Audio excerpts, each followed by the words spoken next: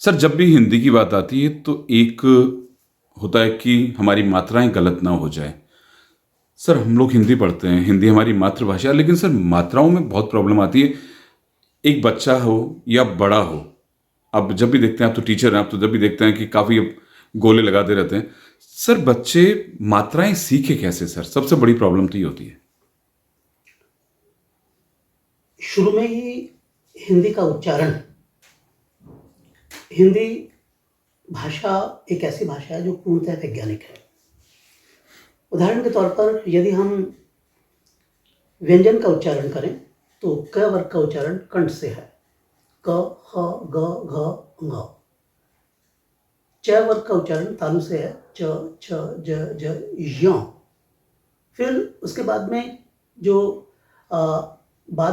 वर्ण है ट, मूर्धन्य है, जो जीभ ऊपर के तालु से टकरा करके उच्चारण करती है, ट, ठ, ड, ढ, ण। फिर दंत्य वर्ग है त, थ, द, ध, न, जीभ दंत पे आती है। फिर जो है ओष्ठ वर्ग है प, फ, ब, भ, म।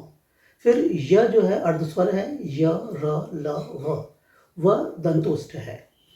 और इसी तरह से श, जो कि जिसे आप तालव्य श, मूर्धन्य श, जो कि जीभ ऊपर के तालु से टकरा करके है, और एक स जो है दंत्य है। तो ये सारे जो उच्चारण है विद्यार्थियों को प्रारंभ से ही समझाने चाहिए कि ये उच्चारण क्या है।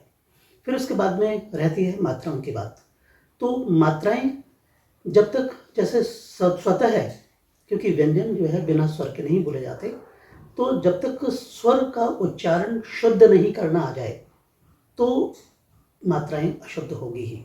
जैसे उदाहरण के तौर पर कई बार हम छोटी की और बड़ी की, आपसे निवेदन है कि यह मोहन की, यह सोहन की, तो यहाँ दोनों की में उच्चारण का फर्क है। ये विद्यार्थियों को पहले से ही समझाना है कि आपसे निवेदन है कि में छोटी मात्रा, ये मोहन की है, सोहन की है, उसमें बड़ी मात्रा।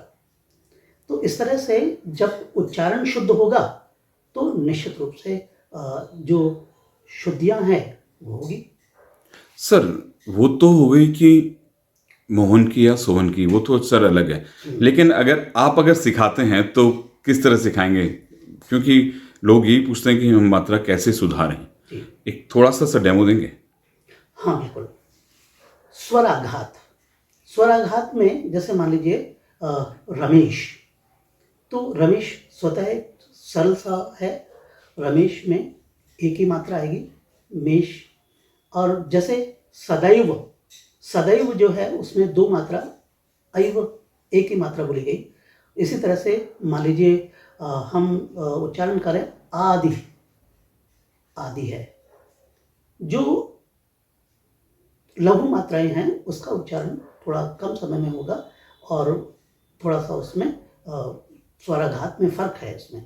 और जैसे बड़ी मात्रा है उसमें स्वतः है और बड़ी मात्रा है। जैसे उदाहरण के तौर पर मैंने कहा आदि, आदि मतलब आदि युग हो सकता है, आदि इत्यादि से हो सकता है, और जहाँ वह चाय का आदि है तो उसमें द पर बड़ी मात्रा होगी। ठीक उसी प्रकार से जैसे मान लीजिए साहित्यिक, साहित्यिक के अंतर्गत जो है ई छोटी मात्रा है, इसी तरह से साहित्यिक। इसी तरह से सामरिक, सामरिक में र पर छोटी मात्रा है। परिणाम, परिणाम में र पर छोटी मात्रा है।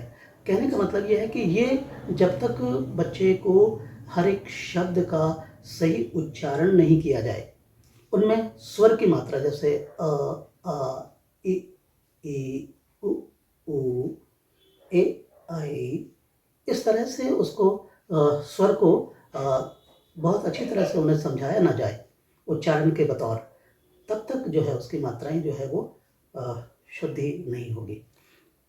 चलिए सर, आपने ये बहुत अच्छी बात बताई। मैं सोचता हूँ कि लोग जो भी आपका इंटरव्यू देखेंगे उसे समझेंगे। नमस्कार सर। जी।